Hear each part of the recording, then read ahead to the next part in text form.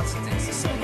She will, doesn't she? We all have lots of things to say. Russia and Ukraine are in the news every day, but we rarely hear from people whose lives are directly affected. Joining us are Lizia Kobzar, who has family in Ukraine, and John Okuzov. His family is in Russia. I'm sorry, I'm sure I messed it up. Before we delve into this, Jacob's going to break down the timeline of recent events for us. Yeah, and thank you guys so much for being here. For the purposes, guys, of this conversation, for you at home as well, let's start with the fact that Ukraine used to be part of the Soviet Union, but since the end of the Cold War, it's been its own country. Now, let's fast forward to December of 2013. Hundreds of thousands of Ukrainians started protesting President Yanukovych for rejecting a deal to bring Ukraine closer to the European Union and for accepting Russian aid. Now, at the beginning of this year, in 2014, unmarked forces invaded the Crimean Peninsula in eastern Ukraine, and Russia said, "These soldiers are not ours." A vote was then held in the Crimea region to secede from Ukraine and join Russia, but the UN declared this vote invalid. They said it was no good, and as a result, the United States and the European Union placed sanctions on Russia. And in April last month, Russian President Vladimir Putin acknowledged the Russian forces that were in Crimea, and this month, Russian separatists in eastern Ukraine declared two new, entirely sovereign republics, and that's where we are today.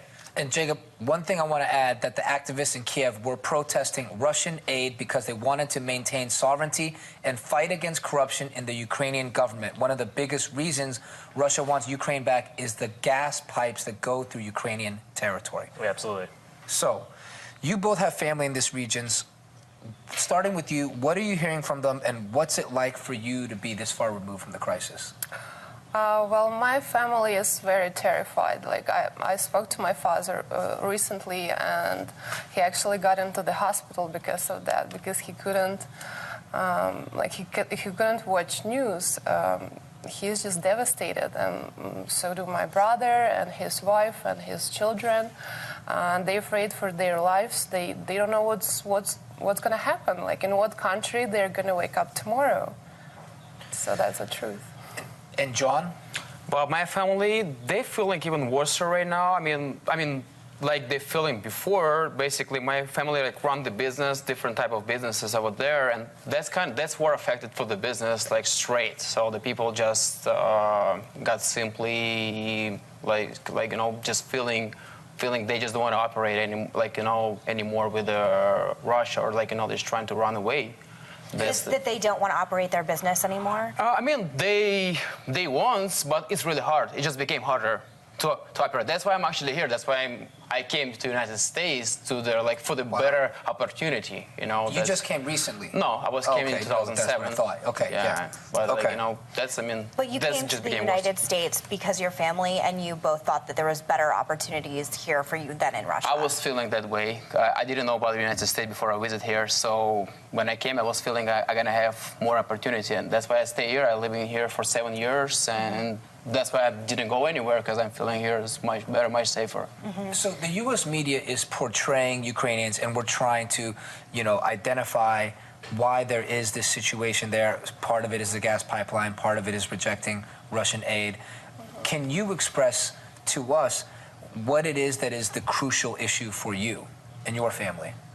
Well, the crucial issue for us, it's obviously Russians and Putin's politics, because we won't go separate way. We want a better life.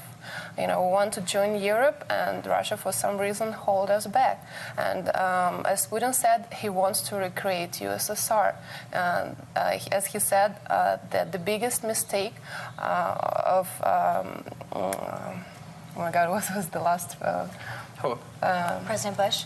No, the last president of Russia, USSR.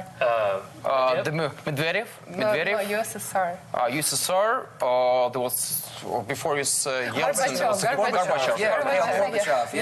Yeah, so he said that the biggest mistake of Gorbachev, it was that he collapsed USSR. So he wants to recreate it. But I understand you have been very vocal about your family in the Ukraine. Is that correct? Mm-hmm. You've been protesting? Yes, we've been protesting.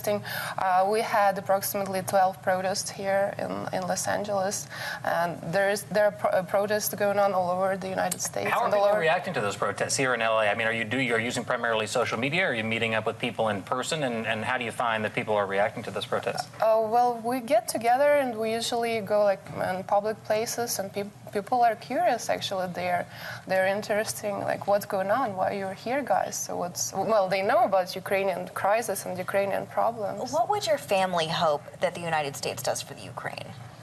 Well, actually, Ukraine hoped that the United States will jump in and help somehow, because I know that you heard about agreement of 1994, when United States, Great Britain, and Russia actually signed the agreement. In order, we actually promised for them to give our weapons. These are nuclear weapons.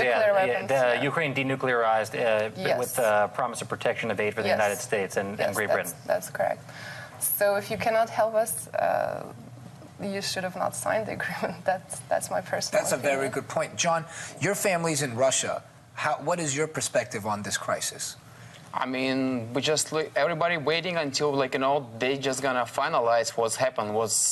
Everybody just waiting for that, and the regular people, they just wants to just return to their regular life. That's how they just want to live the regular life. In terms of her views of Putin, like, how do these resonate with you? How does it make you feel when she talks about Ukraine wanting to go towards the European Union? We're feeling the same way. We feel the regular people feeling the same way, because it's if they gonna be living the better life, we're gonna be living the better life, because we're the neighbors, we're close to each other, and it's just it's really simple. It's when your neighbor's feeling good, you're feeling good as well. Yes.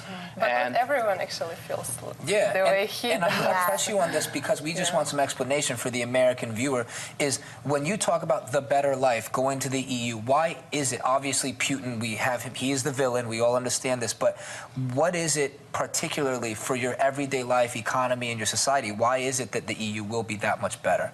Look at the lifestyle in Russia. These gentlemen's in the United States for a better life. You don't want to just speak in stereotypes. Instead, I'm not speaking in stereotypes. From her perspective. We have a gentleman here from Russia that moved to the United States. Listen.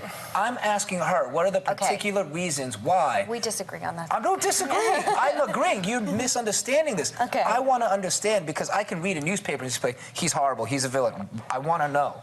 I agree. The reason number one is there's no corruption. Well, there's everywhere corruption. Everyone knows that. But it's not like middle class can at least live normal life, But in Russia and in Ukraine, everything is so corrupted. It's like if you are not member of a rich family, doesn't matter how many degrees you have. I personally have 2 degrees in Ukraine, and I couldn't earn more than $500 per month.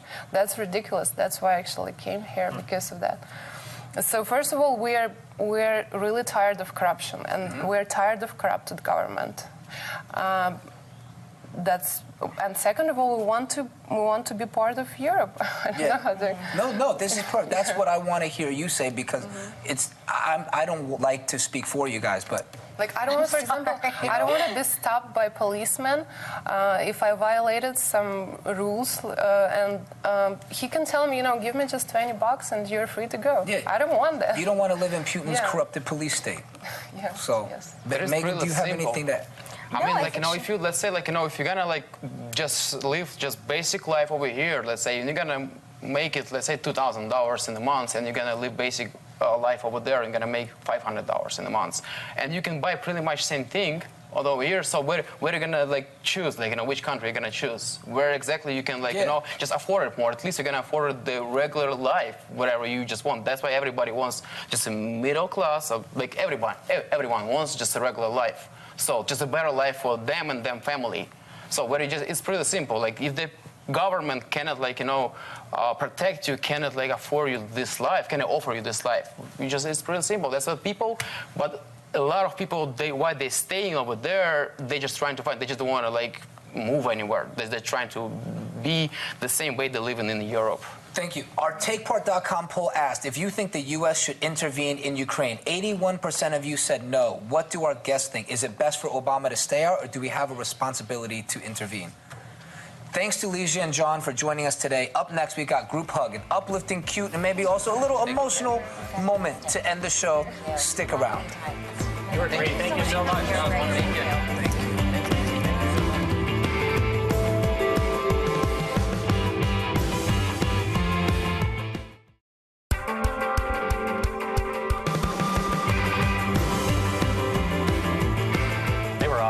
All right. right, guys, now it's time for a segment we call Group Hug, where we rifle through the news to find you the nicest stories you might have missed. A few weeks ago, police in Sumter, South Carolina, got a call from a 13-year-old boy telling them he didn't want to live with his family anymore. According to WIS-TV, when Officer Gaetano Acera found out the boy was sleeping on a leaky air mattress, he came back with a truck full of gifts, including a bed, furniture, and a Wii. This is an awesome story. I love this.